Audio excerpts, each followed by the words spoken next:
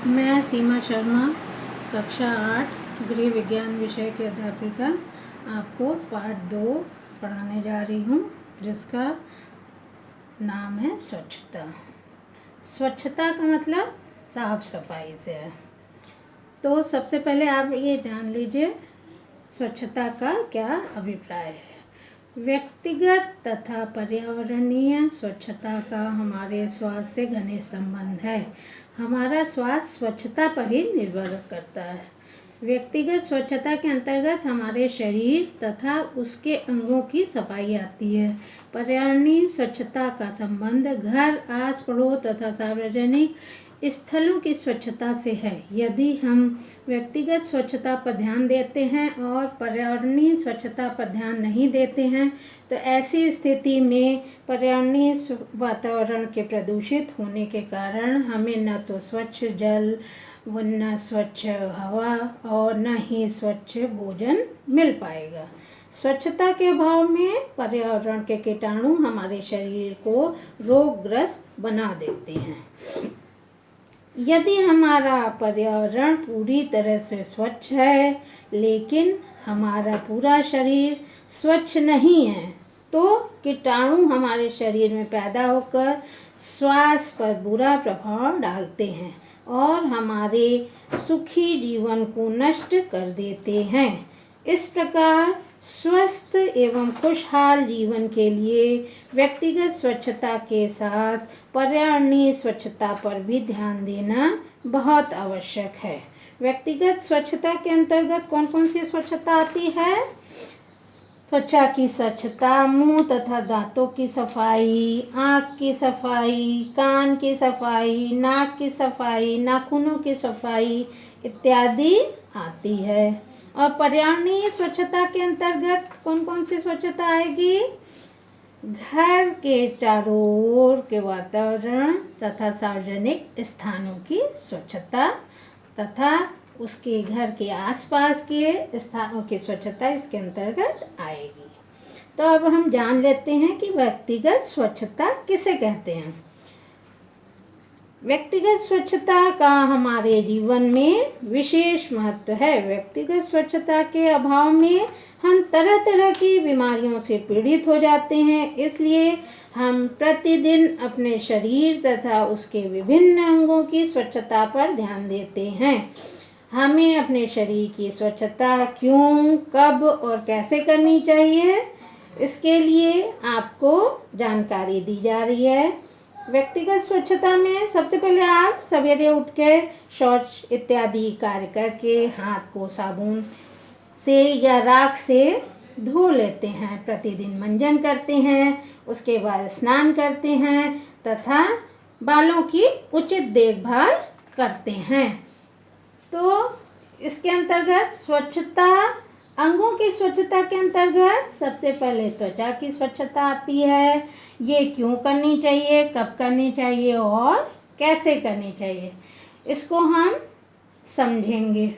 तो इसमें सबसे पहले त्वचा की स्वच्छता क्यों करनी चाहिए, तो इसके लिए हमारे शरीर की त्वचा में अनेक छोटे छोटे छिद्र होते हैं जिनसे पसीना निकलता है। पसीने के साथ धूल मिलकर त्वचा पर जम जाती है। धूल में अनगिनत कीटाणु होते हैं। यदि त्वचा स्वच्छ न किया जाए तो धूल में पाए जाने वाले कीटाणु शरीर में प्रविष्ट होकर शरीर को रोगी बना देते हैं।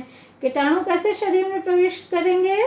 क्योंकि त्वचा हमारी स्वच्छ नहीं है, इसलिए त्वचा को घायल कर देंगे, उसी में छेद बना के अंदर चले जाएंगे। घर के विभिन्न प्रकार के कार्य करने, मल इत्यादि साफ करने से हमारे हाथ में धूल और अन्य कीटाणु संपर्क में आ जाते हैं। तथा अब इसके बाद त्वचा की स्वच्छता कब करनी चाहिए? प्रातःकाल स्नान द्वारा और हाथ पैर को साफ करके त्वचा की स्वच्छता की जा सकती है। कैसे करनी चाहिए? स्नान करते समय शरीर के सभी अंगों को मल कर साफ करके शौच क्रिया के बाद हाथ को साबुन तथा राख से धोकर, खाने से पूर्व हाथ को अच्छी तरह से धोकर साफ करके हम त्वचा की सफाई कर सकते हैं। इसमें दूसरा नंबर आता है आपका मुंह तथा दांतों की सफाई। भोजन करने के बाद मुंह की सफाई क्यों करते हैं? भोजन करने के बाद यदि हम दांतों की सफाई नहीं करेंगे तो भोजन के अंश मुंह में रह के सड़न उत्पन्न कर देते हैं, सड़ने लगते हैं। इससे रोगाणु उत्पन्न होकर शरीर को रोगग्रस्त बना देते हैं।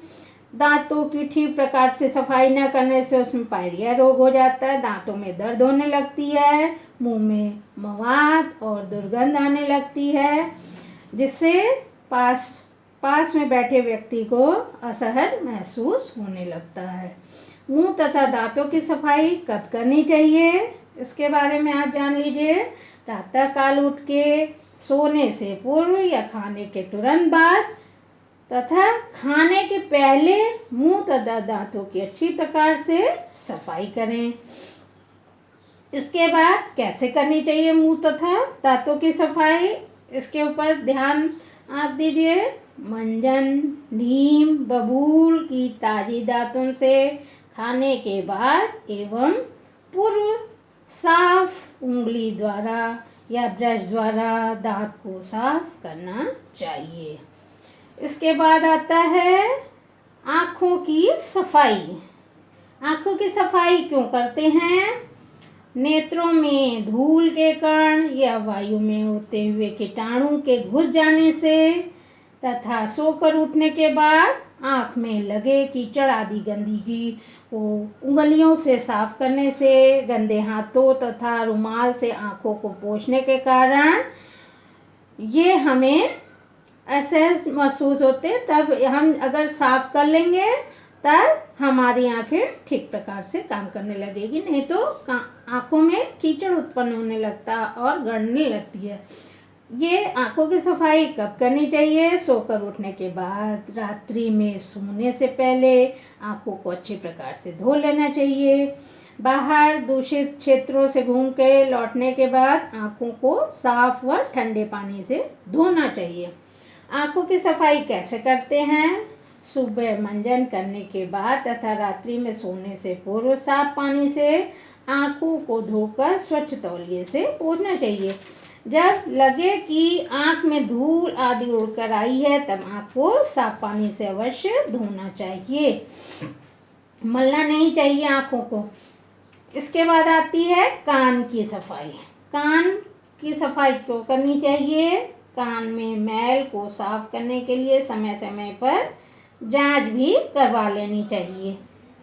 इसके बाद आता है कान की सफाई कब करनी चाहिए। डॉक्टर के संपर्क करके कान की जांच करानी चाहिए यदि कान में कोई तकलीफ इत्यादि हो तो, और वैसे तो साल में एक बार चेक जरूर करा लेना चाहिए। कैसे करनी चाहिए कान की सफाई? डॉक्टर के परामर्श के अनुसार कान का उपचार कराना चाहिए यदि कान में कोई दिक्कत हो रही हो तो। नाक की सफाई, इसके बाद आती है क्यों करनी चाहिए नाक की सफाई? श्वास लेते समय गंदे और विषैले पदार्थ नाक में प्रवेश कर जाते हैं, इसलिए उसकी सफाई आवश्यक है। इसकी सफाई क्यों करनी चाहिए? और इसके बाद आती है इसकी सफाई कब करनी चाहिए। प्रतिदिन प्रातःकाल नहाते समय नाक साफ कर लेना चाहिए। नहाते समय बच्चे नाक, आँख, मुंह सब धुलते हैं ना, इसीलिए नाक की सफाई भी आवश्यक है। और इसको कैसे करनी चाहिए? प्रतिदिन हाथ मुंह धोते समय नाक को अवश्य साफ कर लेना चाहिए।